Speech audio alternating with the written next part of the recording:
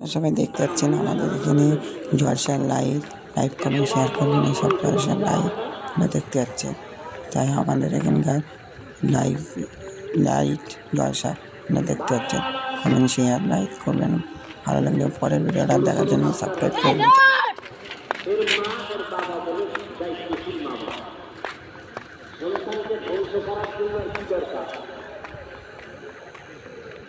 আল্লাহ সবাইকে হেদায়েত দান করুন। পয়গম্বরের তৃতীয়বার যখন অভিযোগ দিলেন, নবমুসলিম নামাজ পড়ে বাইরে গিয়ে গুনার কাজ করে, অভিযোগটা কতবার হলো বলেন?